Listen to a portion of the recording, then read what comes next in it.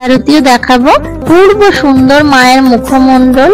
শ্রাবণ মাসের শেষ রবিবার সাড়ম্বরে মায়ের বিসর্জন হয়ে থাকে। তো দেখলে মায়ের দর্শন।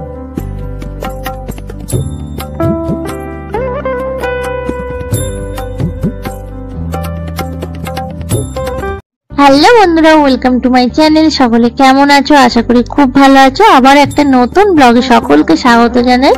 তো শ্রাবণ মাস তো পড়েই গেছে, আর শ্রাবণ মাসের শেষ রবিবারেই হয় রাম ঠাকুর ও সোমচন্ডী মাতার বিসর্জন। তো এর আগে আমি তোমাদের রাম ঠাকুরের একটি ভিডিও দেখিয়েছি, রাম ঠাকুরের দর্শন করিয়েছি। আর আজকে চলে এসেছি হাওড়া সোমচন্ডী মাতার মন্দিরে, তোমাদেরকে সোমচন্ডী মাতার দর্শন করাবো এবং এখানে সন্ধ্যা আরতিও দেখাবো।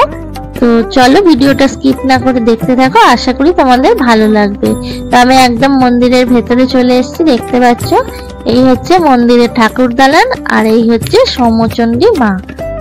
দেখো মায়ের একদিকে আছে মহাদেব আর একদিকে আছে ইন্দ্রদেব। দেখতে পাচ্ছ অপূর্ব সুন্দর মায়ের রূপ। এই মন্দির প্রায় 200 বছরেরও পুরানো, আর মায়ের হাইট প্রায় 14 ফুটের কাছাকাছি, দেখতে পাচ্ছ। আর মায়ের দুপাশে কিন্তু জয়া ও বিজয়া সখীও রয়েছে, আর উপরে আছে জগদ্ধাত্রী। চলো তোমাদের ভেতর থেকেও গিয়ে একটু দেখাবো। সামনেটা মায়ের এখানটা গ্রিল দিয়ে ঘেরা আছে, তাই ভালো করে দেখা যাচ্ছে না। তো ভেতর থেকে তোমাদেরকে মাকে একটু দর্শন করাই। দেখো অপূর্ব সুন্দর মায়ের মুখমণ্ডল, খুব মিষ্টি, টানা টানা চোখ। মা এখানে বিরাজমান। আর এখানে কিন্তু 4 মাস ব্যাপী পুজো হয়। বাসন্তী পুজোর দিন থেকে এখানে পুজো শুরু হয়ে যায়। আর শ্রাবণ মাসের শেষ রবিবার সাড়ম্বরে মায়ের বিসর্জন হয়ে থাকে। তো দেখলে মায়ের দর্শন তোমাদের করালাম। হাওড়ার মধ্যে অনেক পুরানো কিছু মন্দিরের মধ্যে সোমচন্ডী মাতার মন্দিরও কিন্তু রয়েছে। এখানে সোমচন্ডী মাতার দর্শন করতে এলে তোমরা তার সঙ্গে আরো অনেক ঠাকুরের দর্শন করতে পারবে। একই সঙ্গে আছে সরস্বতী মা, জগদ্ধাত্রী মা, এছাড়াও রয়েছে মহাদেব, ইন্দ্রদেব। এখানে দেখো বাইরে একটা বড় ঘন্টা লাগানো আছে, একদম মন্দিরের সামনে একটা ছোট্ট বাচ্চা কিন্তু ঘন্টাটা বাজাচ্ছে। আর পুরো মন্দিরটাই কিন্তু মজাক করা। আর এই জায়গায় দেখো লেখা রয়েছে শ্রী শ্রী সোমচন্ডী মাতার প্রতিষ্ঠাতা শ্রী মতিলাল দত্ত। তো উনি এই মন্দিরের প্রতিষ্ঠাতা। এছাড়াও বহু মানুষের নাম কিন্তু এখানে খোদাই করে লেখা আছে, তোমরা এলে দেখতে পাবে। এই মন্দিরটা কিন্তু বেশ বড়। আর এদিকে দেখো সন্ধ্যা আরতি শুরু হয়ে গেছে, তো তোমরা একটু সন্ধ্যা আরতি দেখে নাও।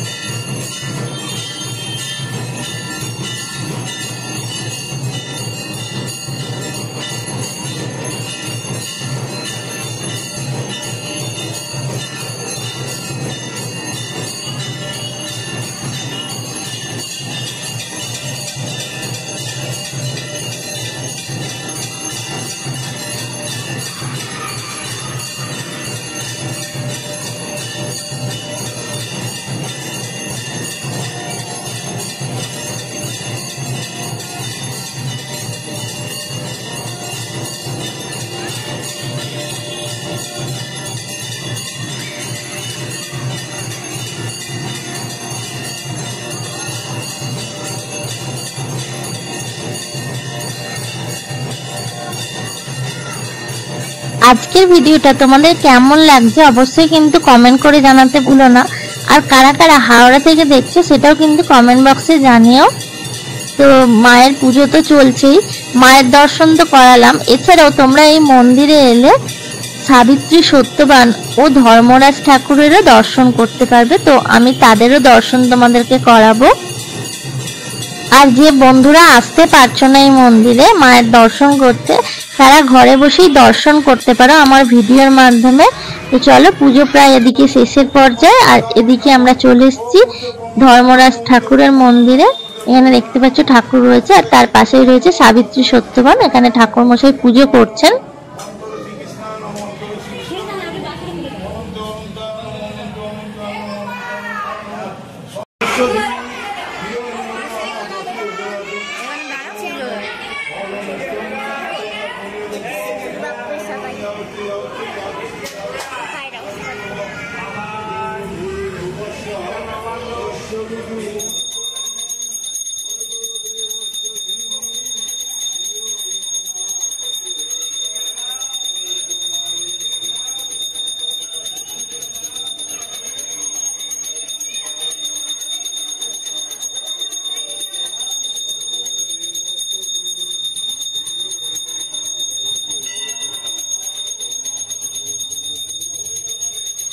তোমরা যারা যারা কলকাতার দিক থেকে কিংবা অন্য সাইড থেকে আসতে চাইছো, তোমরা হাওড়া স্টেশনে এসে ওখান থেকে রামরাজতলা কিংবা দাসনগর স্টেশনে নেবে। ওখান থেকে টোটো করে চলে আসতে পারো সোমচণ্ডী মাতার মন্দিরে। তো আজকে তো তোমাদের সঙ্গে শেয়ার করলাম মায়ের মন্দিরের পুজো এবং সন্ধ্যা আরতি, তাছাড়াও মায়ের দর্শন করালাম। এর আগেও আমি ভিডিও করেছি, তো আমার চ্যানেলে দেয়া আছে, মায়ের প্রস্তুতি পর্বও দেয়া আছে, তোমরা চাইলে দেখে নিতে পারো। এছাড়াও ঠাকুর বিসর্জনের আগে আমি আরেকবারও আসবো, লাস্ট আরতির ভিডিও তোমাদের সঙ্গে শেয়ার করব, বিসর্জনের ভিডিও শেয়ার করব, সমস্ত আপডেট দিতে থাকবো। তো আমার চ্যানেলে যদি কেউ নতুন হয়ে থাকো অবশ্যই চ্যানেলটিকে সাবস্ক্রাইব করে আমার পাশে থেকো। চলো, পুরোটা দেখতে থাকো।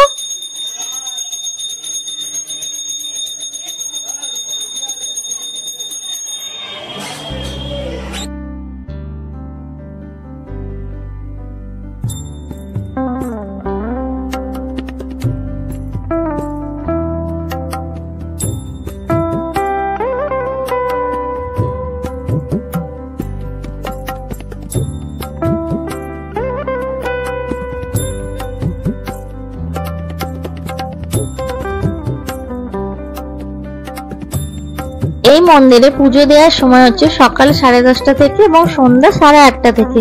তো তোমরা যারা মনে করছো এখনো পর্যন্ত পুজো দেওয়া হয়নি, পুজো দিতে চাইছো, এই সময় এসে পুজো দিয়ে যেতে পারো।